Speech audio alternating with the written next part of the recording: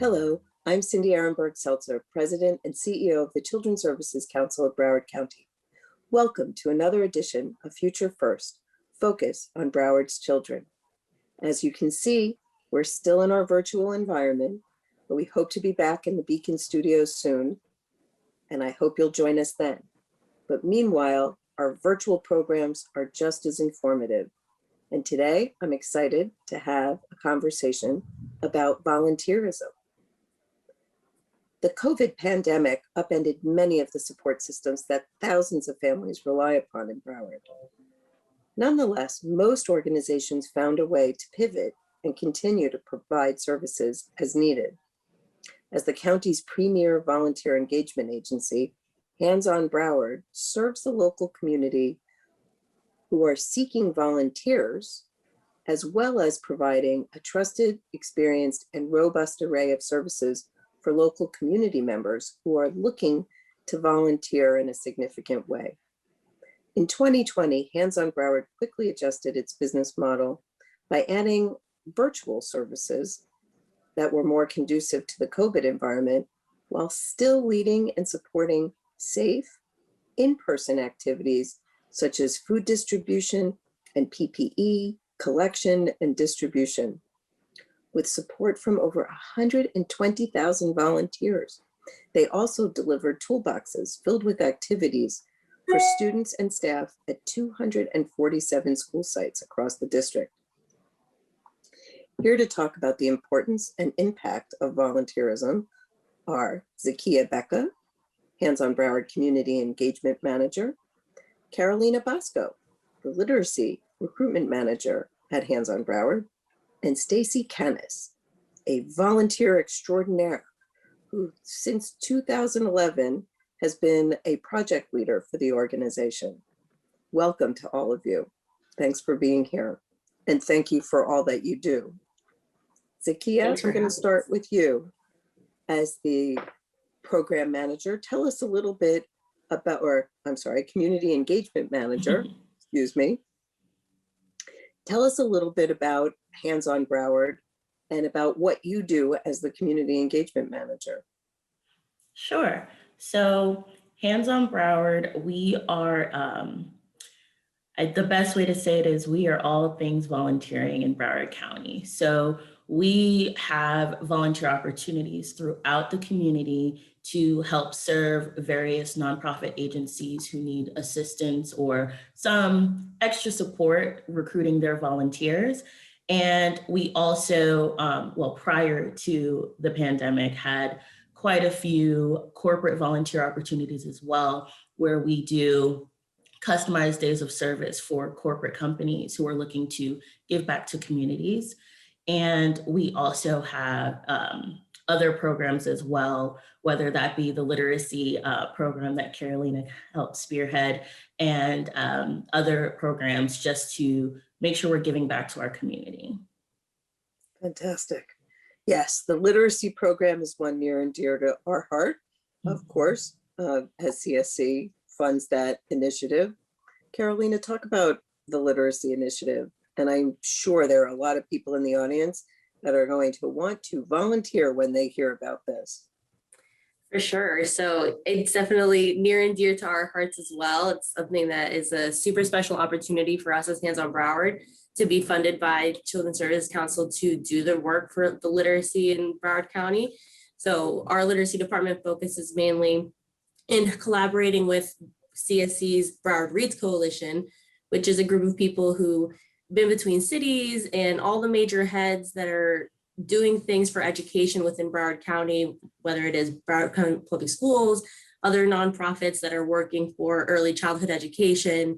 We just try to kind of bring all those programs together, make everyone know about everything that's going on and how we can collaborate to make the biggest impact around Broward County. So for us, we do a lot of things. Before COVID, we had a lot of opportunities inside of childcare centers or reading to children in person.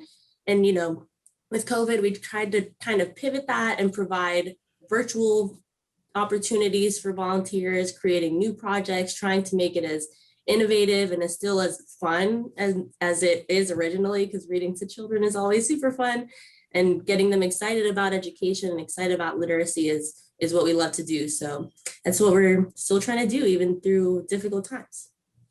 Right. Collectively, we're going to make sure that all children can read on grade level by 3rd grade, and volunteers are critical to that. And for those who are watching, I know many of you love to read to children or have the ability to be a little bit of a tutor.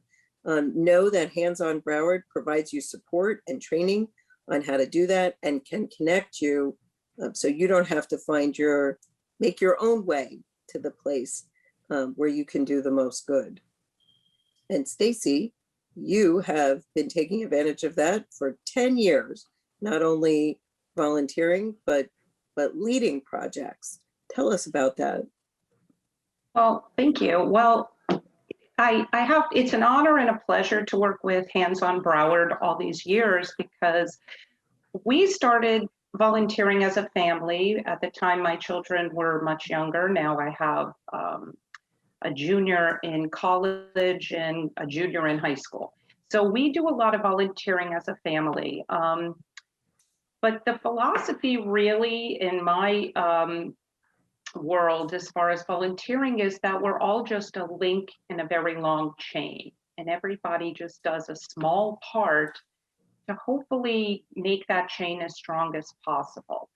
So over the years, I've done a lot of different things with HandsOn Broward, but in the last two and a half years, I focused on homelessness here in South Florida, particularly Broward. And we have probably estimated around 3,000 homeless people at any given time. And when the pandemic started, homelessness didn't end. So services for the homeless had to continue. I've been volunteering with an organization called Showering Love, which is the mobile shower bus for the homeless here in Broward. They travel all the way to Palm Beach and even Miami, but primarily here in Broward, 6 days a week, funded by all different sources. And so my idea was to help that organization. It's run by a formerly homeless woman who was on the streets for 10 years, got off the street, and decided to give back to the homeless community by offering them dignity in the way of a shower, clean clothing, and toiletries. So what we do once a month, it's helping the homeless. It's typically the first Saturday of every month.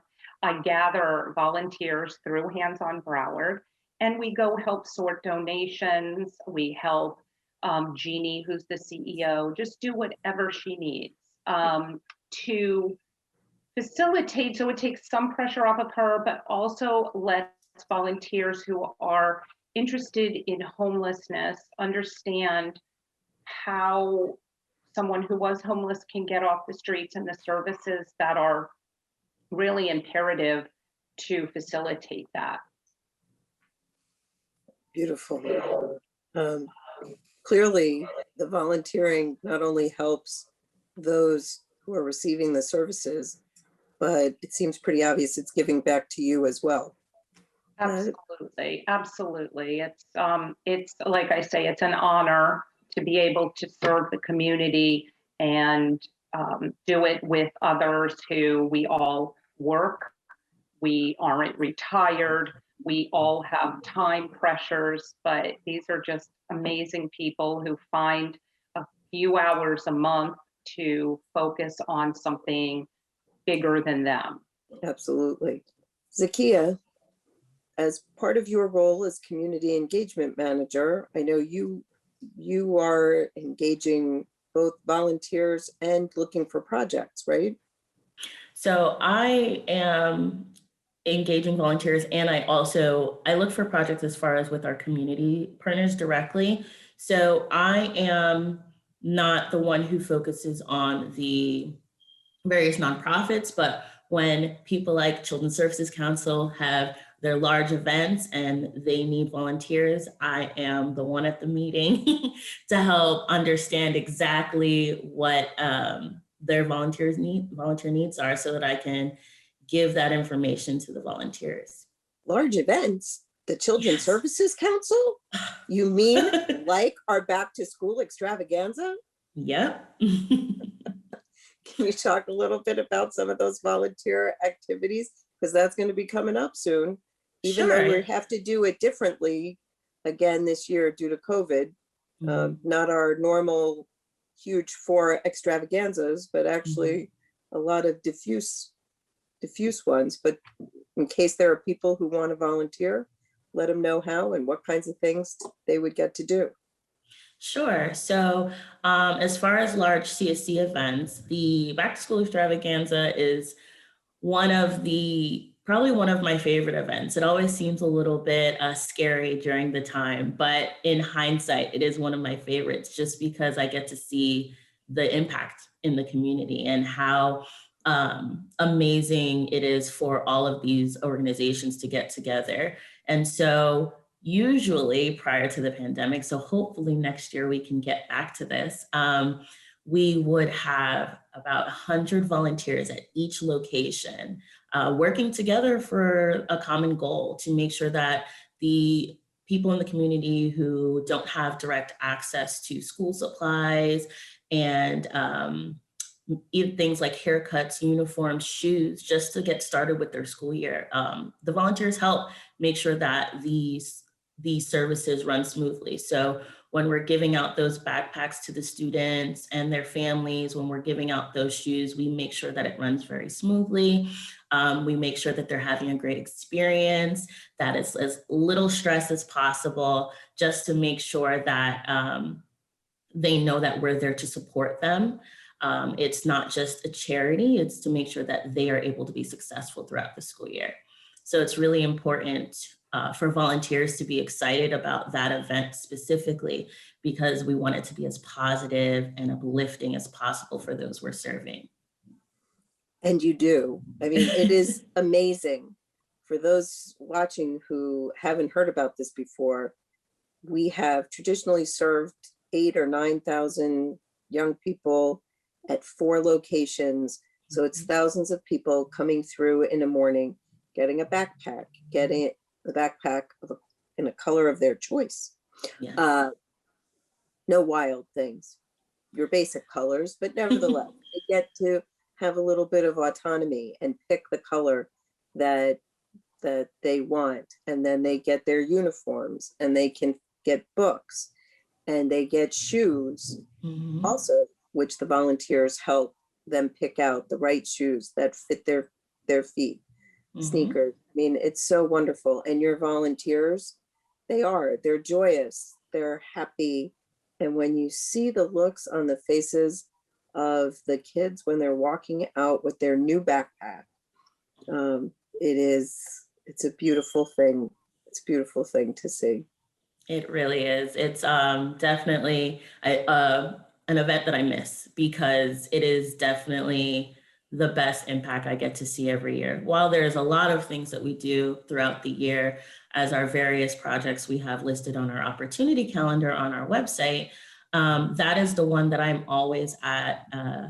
I'm leading the charge as far as volunteers, making sure everyone knows where they need to be and is getting what they need to get out of the experience as well. So it's definitely a favorite of mine, and I do miss it. But if you are looking for other volunteer opportunities with us, we do have some opportunities leading up to the back to school extravaganza. Even though it's a lot different with the pandemic, we do have opportunities on our calendar to help assist in the efforts as we move forward.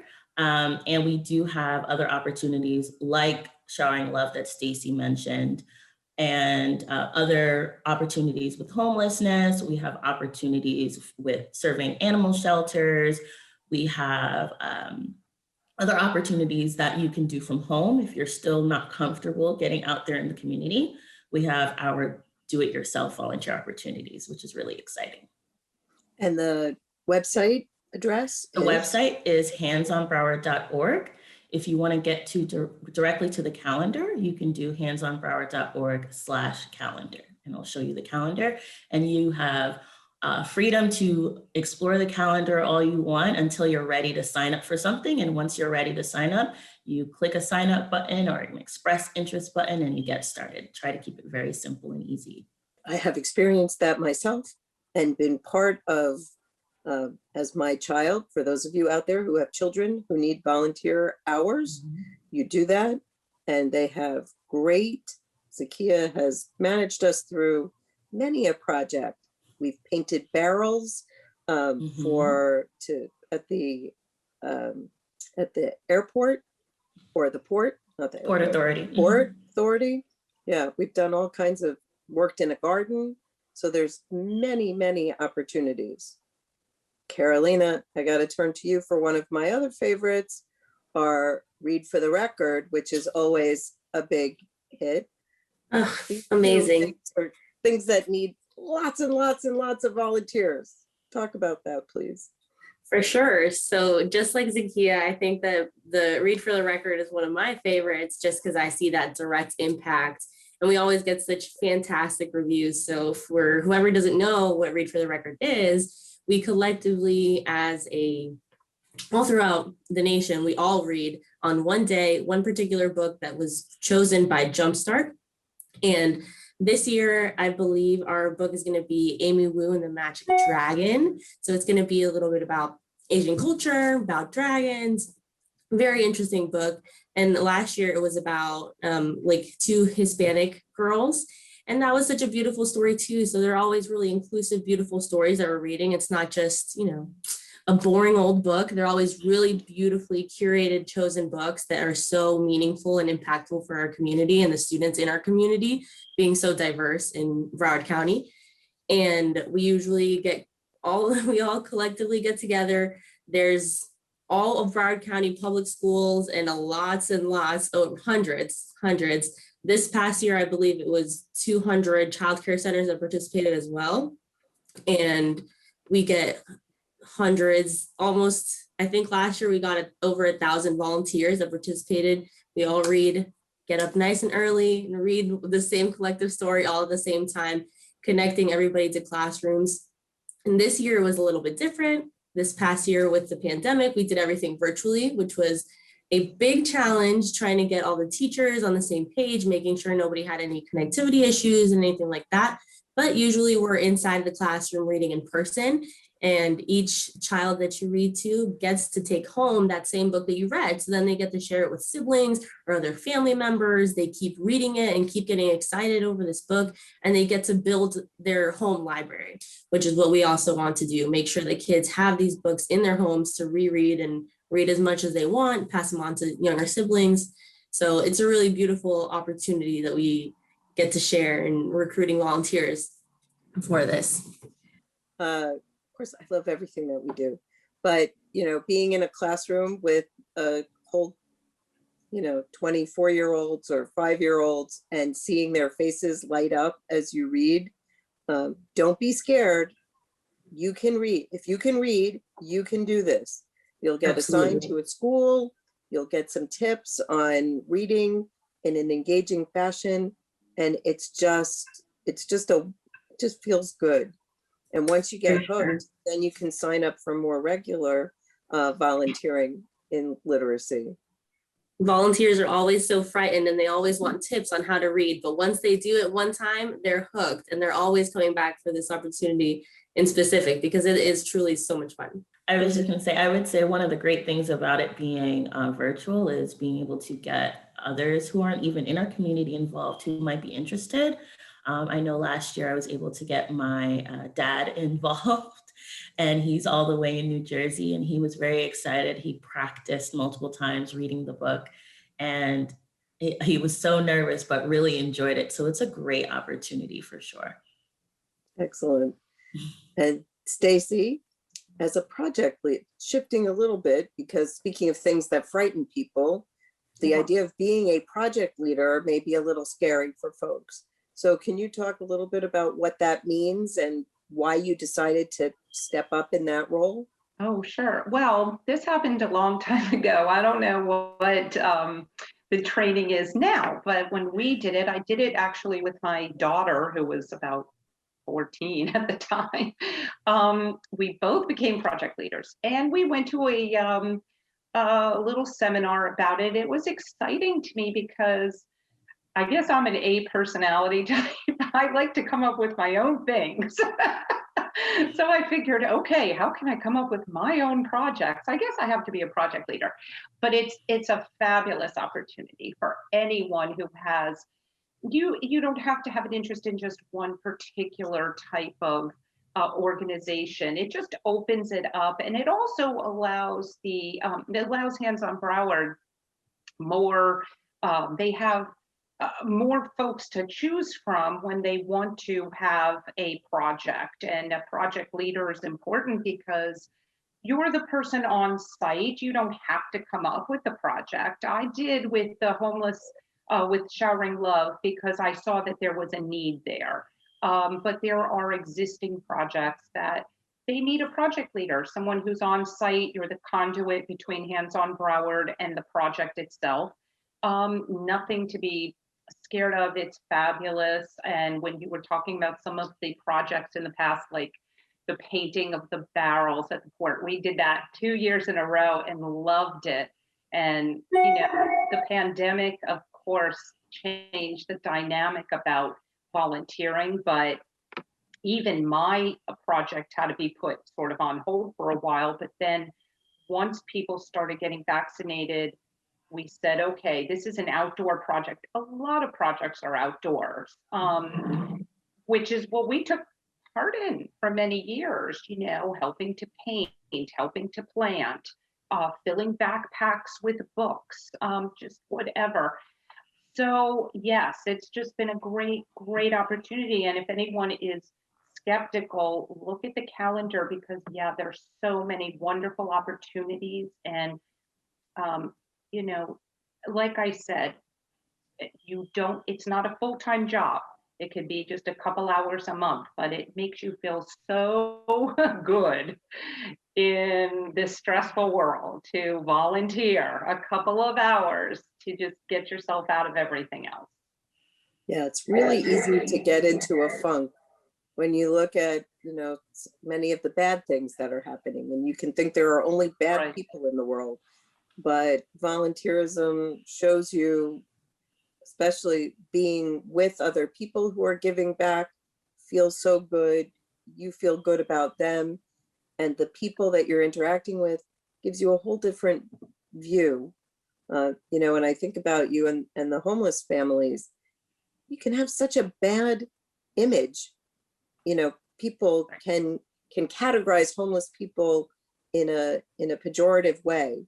And when you actually meet people who are homeless, you interact with them, you understand they're just people.